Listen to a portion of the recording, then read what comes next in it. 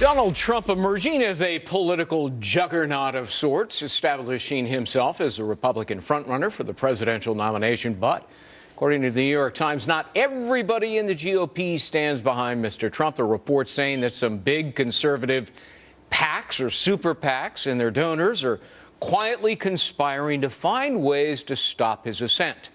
But just look at the latest Real Clear Politics poll average showing Trump with a 14.3% lead over the other GOP presidential hopefuls. So what's the impact of trying to stop Trump? Let's talk about it with John Fund, who is a columnist for National Review. Going after Trump may be a little bit like going after a rabid animal. It could be tough. It's a risky strategy. Well, you want to, of course, not create a negative backlash. Because remember, Donald Trump's fans and a lot of other people are very suspicious of anything relating to politics, including negative campaign ads. And even though negative campaign ads can work, they can also backfire. So I think they have to, I would suggest a more humorous, lighthearted approach, right, focusing on his inconsistencies. Why was he a Democrat until the first year, well into the first year of the Obama administration? Has he really changed? Does he have any real policy prescriptions? Rather than the sledgehammer, attacks that you're not really a conservative. Many of Trump's people are not ideological. They're just mad. Is that what it is? They question his conservative bona fides, or do they fear he has insulted so many people, if not women, immigrants, that makes him unelectable in a general election? I think it's a combination. Donald Trump has sky-high negatives, so over 30% of Republicans say they wouldn't vote for him under any circumstances. That makes it a very problematical general election. At the same time, Donald Trump changes his mind on almost everything. If you don't like something Donald Trump says, wait till his next speech. He may well say something different. You wrote a column, an excellent column, by the way. I read it.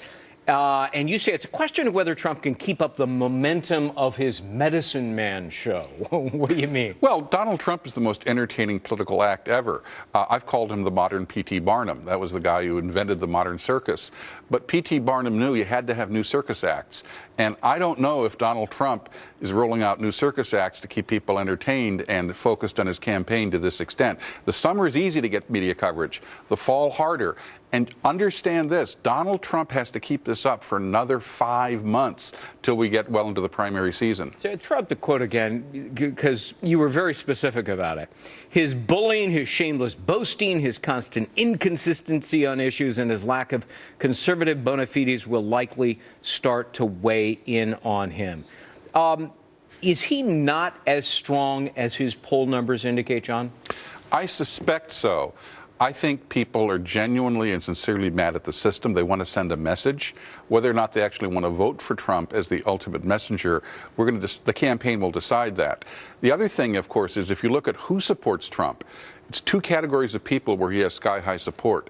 People who are independents, not affiliated with the Republican Party formally. In half the states, those people can't vote.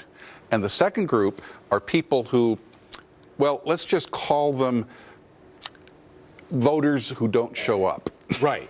They say they're going to vote, but they're the least likely. They're the least likely to actually show up. And the primary turnout, even when someone like Barack Obama is running against Hillary Clinton, is much lower than a normal election. And his unfavorability is very, very high. Well over 30% among Republicans. And of course, the sky-high unfavorables also call into question his general election. Now, on the other hand, Hillary has problems that are perhaps even bigger than Trump's. So a Hillary and Trump thing would be a battle of, shall we say, two negatives clashing with each other. Yeah, of course. Well, we would talk about Hillary Clinton, but that would require several hours. Final question. Trump is in many ways sort of two sides of a coin. And one super PAC donor described it this way to the New York Times in a recent article, quote, "He disgusts a lot of people because he's been vile, but he also brings out what people feel about their government." And that's anger, isn't it?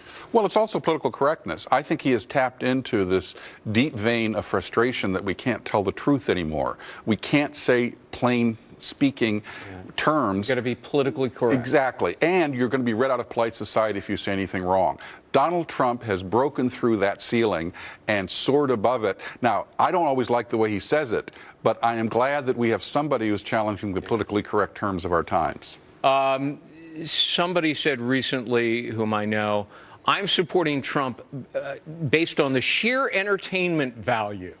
Well, that's not a reason to support someone for president. No, it is not, and I thought it was ridiculous. But many of those people are saying yes to him in these polls you're citing, but if they're supporting him for entertainment value, that means, when you actually cast the ballot in the polling place, well, then you tend to be much more serious about it. Right. All right. So now's the silly season, and people are saying anything. Well, Donald Trump can, broaden his reach if he becomes more serious rather than silly. But so far, he seems to enjoy the silly part more than the serious part. So I don't know if he has the staying power we've mentioned. But I think it's a silly season among prospective voters that the pundits who've been wrong on everything so far this year. John Fund, good to see you. Sure, thanks very much.